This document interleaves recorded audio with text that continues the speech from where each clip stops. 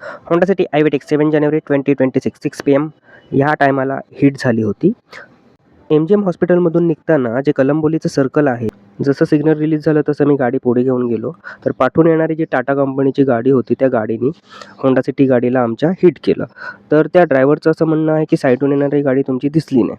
तर मला तुम्हाला हेच सांगायचं आहे की सेफ्टीच्या दृष्टिकोनातून जी मोठी गाडी असते त्याचं व्हिजिबिलिटी पॉईंट खूप कमी असतो. जर साईडून तुमची गाडी येणारी असेल तर ते तुम्हाला दिसत नाही. तर त्याच्यासाठी प्रॉपरली काही मिरर्स असतात, जी डाउनलाइट मिरर ज्याला म्हणतात किंवा काही आणखीन वेगळी नावं असतील त्या मिरर्सला. तर ते मिरर्स तुम्ही लावायला पाहिजे, जेणेकरून तुमची साईडनं येणारी कोणती गाडी असेल ते तुम्हाला दिसण्यात येईल. शेवटी आम्ही काय केलं, ते नॉर्मली NC दिली त्या गाडीच्याबद्दल, गाडी ओनरचं नाव वगैरे सांगितलं. किरकोळमध्ये ती NC घेण्यात आली. तिथून पोलीस स्टेशनमधून त्यांना फोनही लावण्यात आला. थोडंसं ह्याच्यामध्ये आम्हाला त्रास देखील झाला. जर आपण इन्शुरन्स कंपनीला फोर व्हीलरचा इन्शुरन्स कमीत कमी 5,000चा असतो, 6,000चा, 7,000चा असं साधारण असतो. ठीक आहे. मोठ्या हायवा वगैरे गाड्या असतात त्यांचं कदाचित वर्षाचा 80,000चाही इन्शुरन्स असतो, कारण ते कमर्शियल व्हेकल्स असतात आणि काही खूप मोठं मेजर डॅमेज होतो त्याच्यामुळे ते तेवढं त्यांचा इन्शुरन्स असतो.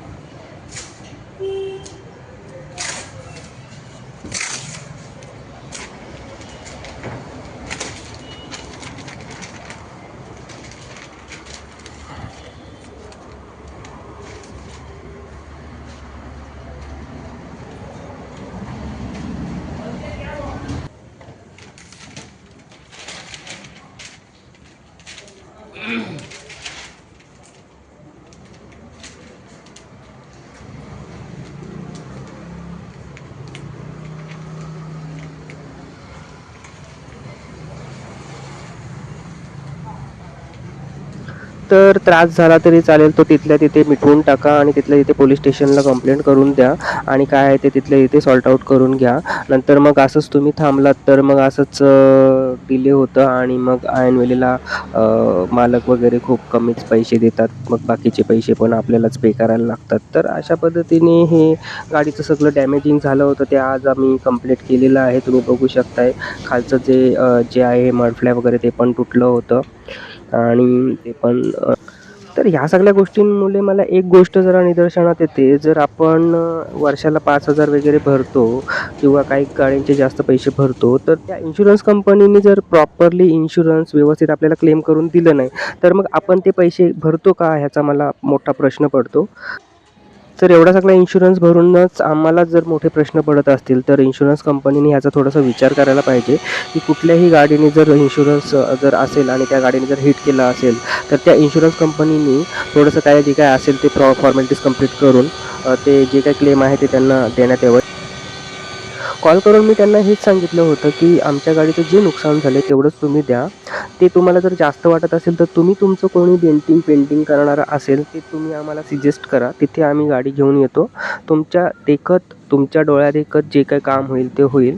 मग एकही रुपया जास्त कमी वाटायला नको. तर ते त्याच्यावरून पण काही प्रॉपर ॲन्सर करत नसायचे. तर मग शेवटी आम्ही तुम्हाला दाखवल्याप्रमाणे आम्ही किरकोळ पद्धतीने FIR केली. त्याच्यासाठी पण आम्हाला खूप सारा त्रास झाला.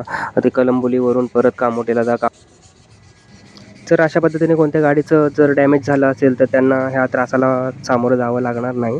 याचा पूर्ण इन्शुरन्स कंपनीने थोडासा विचार करायला पाहिजे.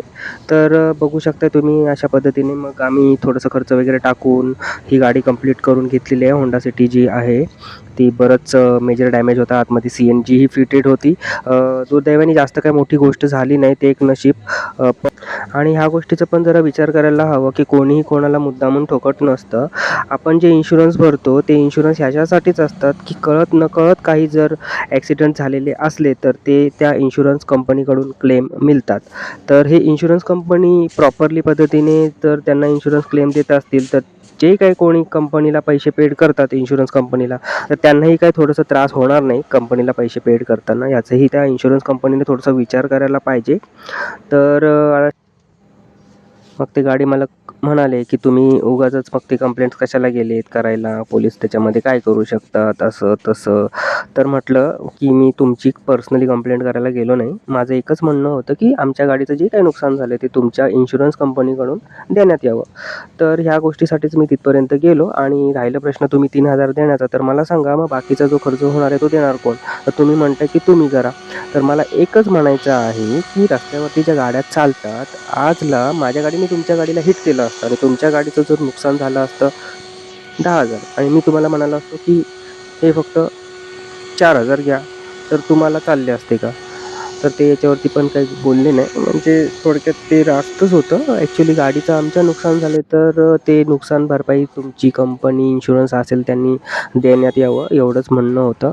पण शेवटी ठीक आहे, याच्यामध्ये खूप सारा त्रास वगैरे झाला. तर मला ह्या व्हिडिओच्या माध्यमातून तुम्हा सर्वांना एवढंच सांगायचं आहे की इमिडिएटली जर रस्त्यावरती काहीही इन्सिडेंट्स किंवा काही अपघात होतात, काही मेजर डॅमेज होतात तुमच्या गाडीचे, तर तुम्ही कोणताही विषय समंजसपणाने न घेता तिथल्या तिथे पोलीस स्टेशनला कंप्लीट करा आणि तिथल्या तिथे प्रॉब्लेम सॉर्ट आउट करून घ्या. धन्यवाद.